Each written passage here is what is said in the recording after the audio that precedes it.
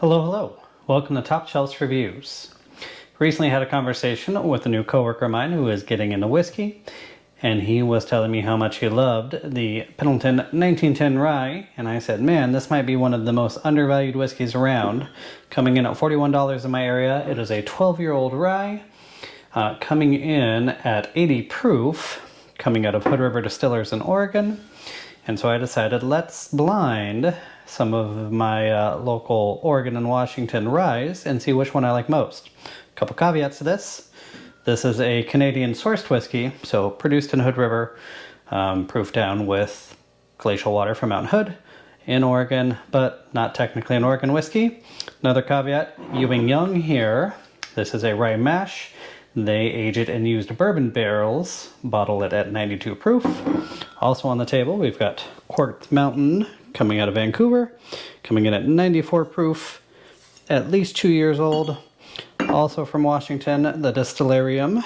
This is a 90 proof straight rye whiskey out of Yakima. And then out of Bend in Oregon, we have the Oregon Spirit straight rye whiskey coming in at $45. Prices, I want to say 50, 40-ish, 59, I want to say, 41 and 50.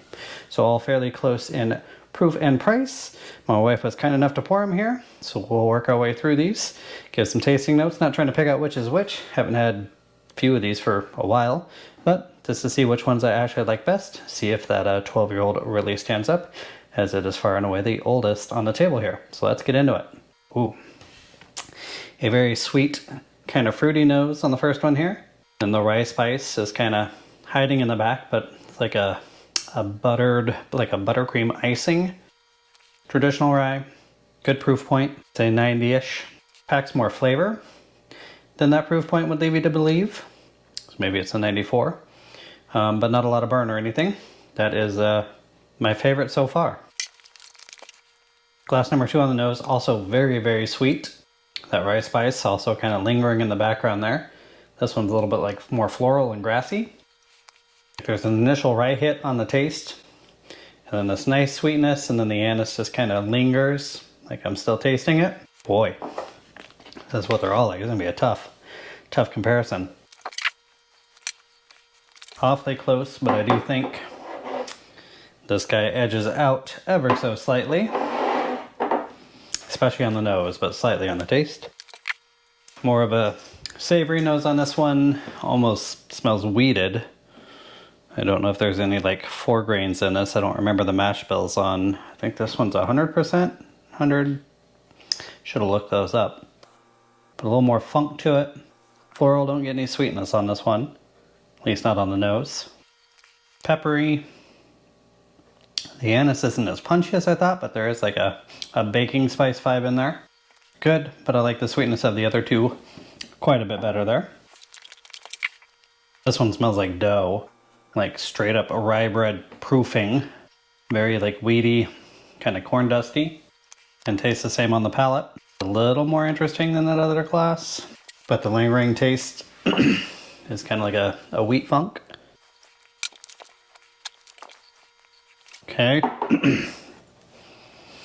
These two are close and these two are close. Let's get into this 5th and final here. Smells like straight up icing. Vanilla, like a slight citrus in there. Not as sweet on the palate. There's a weird kind of astringency to it. Man, like as you bring it up to drink, it's buttercream ice cream. Icing. Not as sweet as ice cream, but... And there's like a metallicness to the vanilla. But it's in the top half, probably. Alright, I'm going to drink through what's left of these again just to check order. I do hate when it seemingly goes first is best and last is almost worse, so this one's in the middle. But let's make sure we like our order here. Boy. These two kind of 1A and 1V. Thought about reversing them. Changed my mind. I think that's the order we'll go with now. So, quick water break here, then we'll get into what our results are. Alright, got the little key here. So coming in last place, and all these were good. Darren, my apologies. Quartz Mountain, Riders Camp Rye. This is the nearest to me distillery.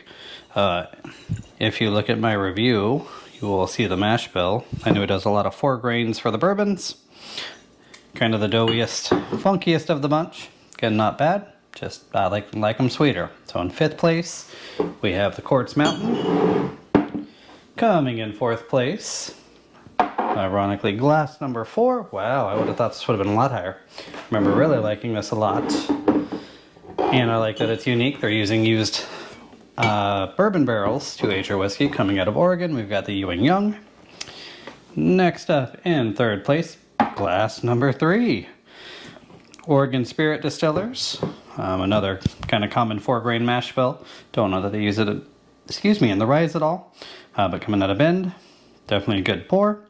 So, in 2nd place, we have glass number 1. Wow, which is the Distillarium. Coming out of Yakima, Washington. They make some fantastic whiskeys. Love their cask strength stuff. And this one was kick-ass. Especially being as young as it is. Locally sourced grain. Don't recall age, at least 3 years. And like it was a toss-up. It almost beat out glass number 2, which is the Pendleton. $41 in my area, 12 years old. It is a Canadian rye. We will forgive them because it is delicious and a fantastic bargain. So, curious if you've had any of these, what your thoughts are. Do you tend to stay on the sweeter side of things?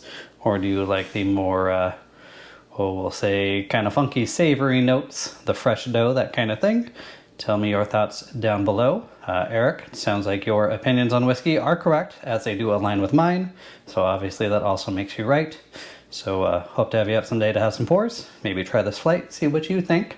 For more information on the whiskeys you see on this channel, visit topshelfbackpacking.com.